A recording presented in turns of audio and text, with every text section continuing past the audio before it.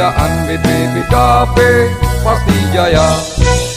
Bersatu bersama bersaudara, junjunglah martabat panji kita. Melawan kezaliman, tingkatkan pembinaan BPPKB pasti jaya. Ayo lanjutkanlah perjuangan sampai ke anak cucu kita. Bela negara Banten Jaya, NKRI yang selalu kita jaga. Bentangkan kakimu, kapalkanlah tinjumu, bersatu hancurkanlah musuhmu. Bersama pasti teguh, bercerai pasti runtuh, BPPKB pasti jaya.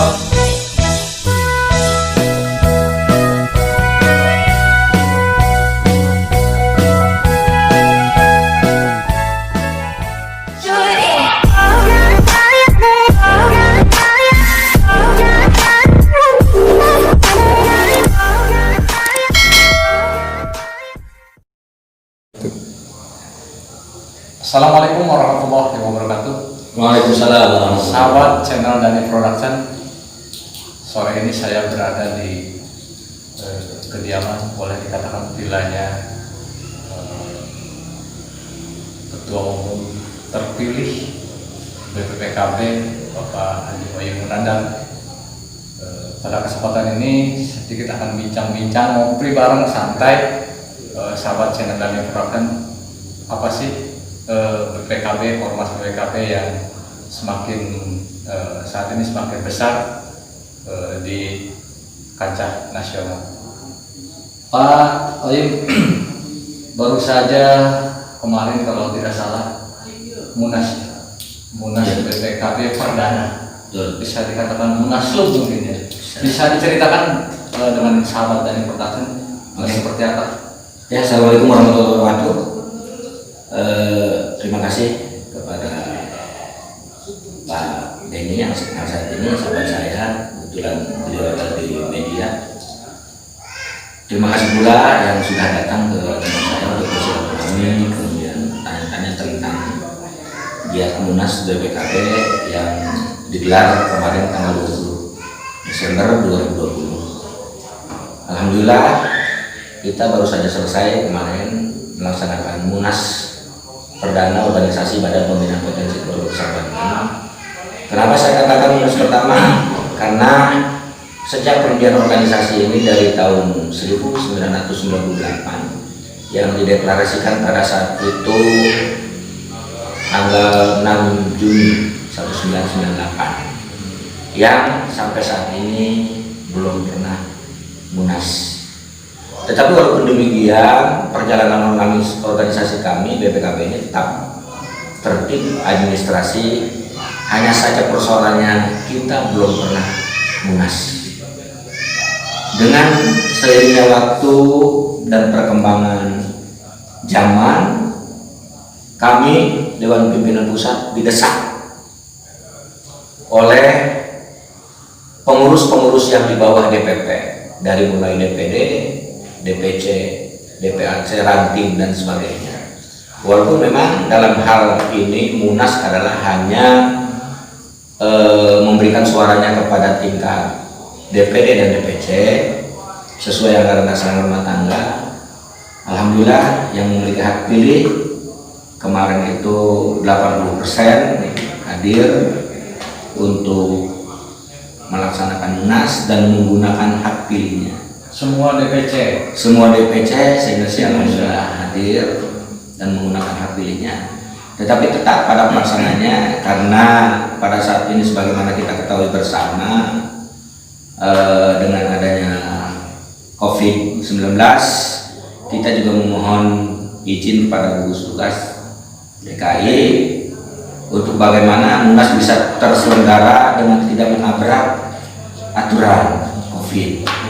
Maka kami pada acara kemarin itu bekerja sama dengan tugas COVID. Untuk tugas COVID sendiri berada di ruangan Munas untuk satu persatu.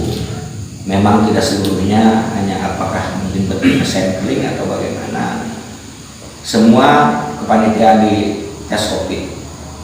alhamdulillah hasilnya baik dan terpilih dan secara aklamasi atau ya alhamdulillah di Munas kemarin saya terpilih secara aklamasi. Ya, walaupun memang kita memberikan ruang dan waktu karena Munas ini didasari oleh asas demokrasi,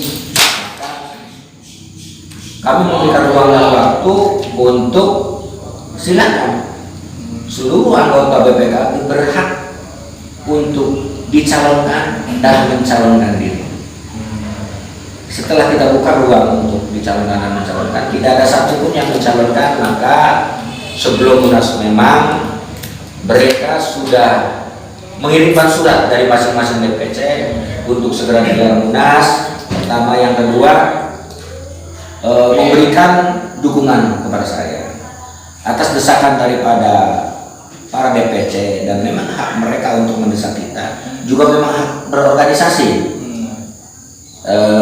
Kita tergolong organisasi yang sudah nasional, namun kita juga secara legalitas merasa bahwa kita ini belum pernah melaksanakan Munas sekalipun, walaupun memang DPC sudah terbentuk di beberapa provinsi, artinya DPD telah terbentuk di beberapa provinsi.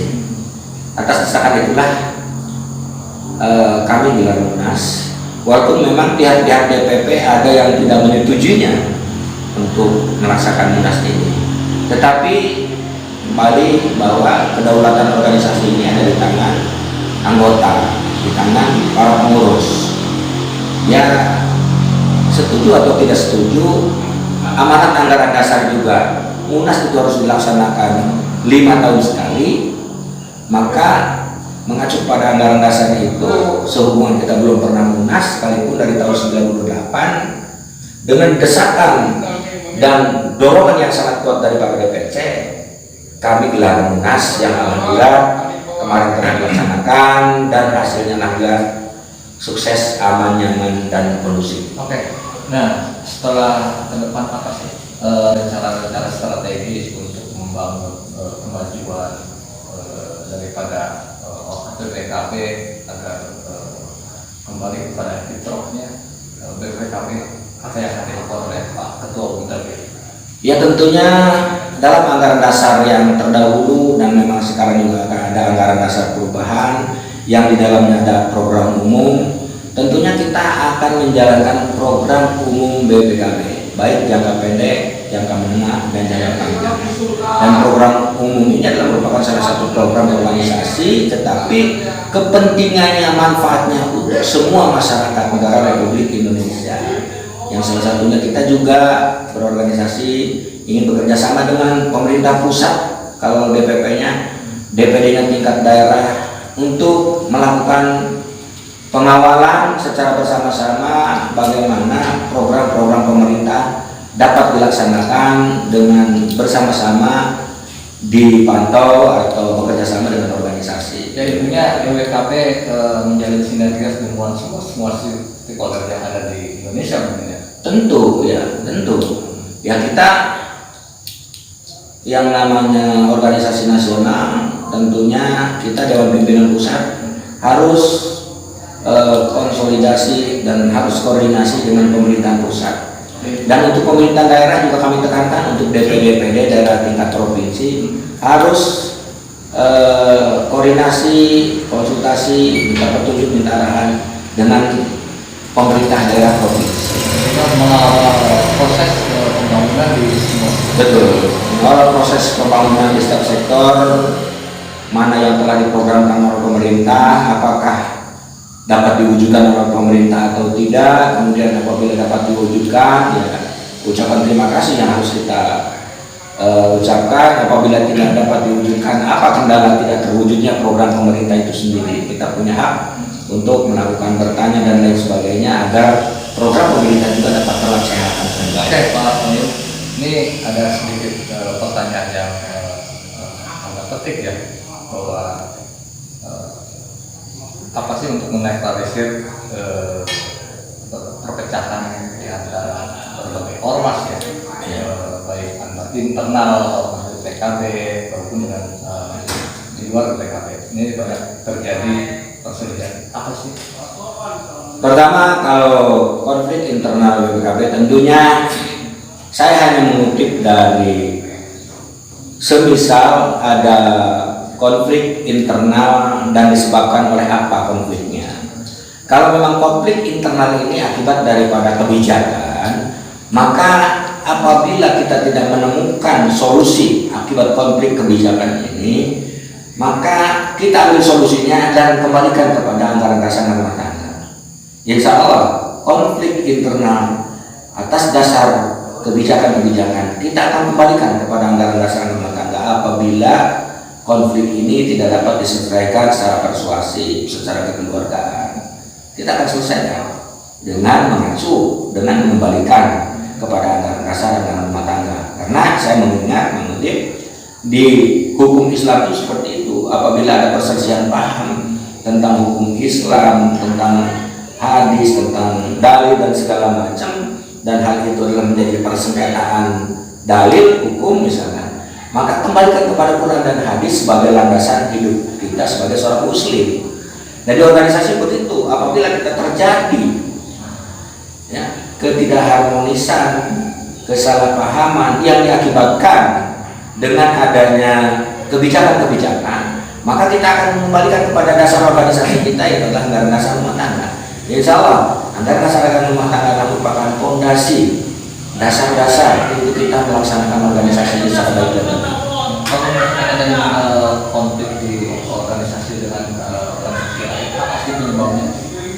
Sebetulnya kalau konflik dengan organisasi lain itu variatif penyebabnya. Ada di persoalan kadang-kadang anggota kita, dan hampir rata-rata bukan hanya persoalan organisasi, tapi kadang-kadang ini persoalan pribadi yang diorganisasi-organisasikan, itu yang lebih banyak. Kalau persoalan organisasi sendiri itu sebagian kecil, kita harus konflik, harus terjadi di lapangan, itu sebagian kecil, dan sebagian besarnya adalah sebetulnya urusan pribadi yang diorganisasi-organisasikan, yang mentang-mentang mereka anak-anak organisasi ini anggota BPKB. Tetapi mohon maaf, saya jelaskan, kalau untuk konflik secara berskala besar ini tidak pernah, karena kami di wilayah masing-masing sering mengadakan silaturahmi. Seperti di Polda Metro Jaya, saya pernah memohon kepada Bapak Kapolda Metro Jaya untuk diadakan silaturahmi antar ormas, antar etnis di wilayah hukum Polda Metro Jaya, agar bagaimana kita ini hubungan yang baik dengan ormas-ormas yang lain. Dengan adanya banyak silaturahmi di sini, insya Allah akan ada tenggang rasa. Nah, oleh sebab itu dijalankan oleh Kapolda Metro Jaya setiap 6 bulan sekali kita selalu diundang ke auditorium Polda Metro Jaya untuk apakah sifatnya silaturahmi, coffee break atau lain sebagainya.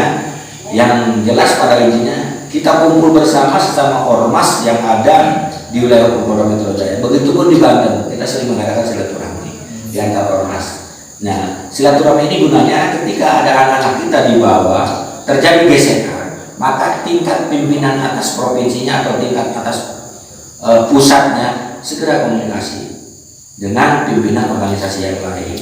Disitulah nanti akan terjadi musyawarah-musyawarah. Himbauan atau harapannya ke depan seperti apa pada anggota seluruh DPC BPKB? Ya, himbauan saya untuk pada seluruh pengurus terutama dan para anggota BPKB, mari kita bangun organisasi ini secara baik dan benar untuk bagaimana BPKB lebih maju ke depan. Kita jangan hanya terhitung baik secara kuantitas jumlah anggotanya, tetapi kita juga berharap secara kualitas pun kita dapatkan. Jadi tidak hanya kuantitas, tetapi secara kuantitas dan secara kualitas kita mohon untuk pada seluruh anggota harus benar-benar dijalankan peraturan anggaran dasar rumah tangga ini agar tidak terjadi banyak oknum di organisasi BPKB. Mungkin itu. Oke, Pak, ini di samping ada sebagai tokoh pendiri BPKB, bisa disampaikan arahan. Sangat brilliant. Cuma pakai unggul. Apa saudara sepuh PKD. Kebetulan apa ini sebagai adik saya. Alhamdulillah terpilih tentang masalah hasil masalah cuma hanya apa yang udah beban sebagai ketua umum ya supaya bisa menjalankan supaya bisa menjalankan tugas. Hanya itu aja.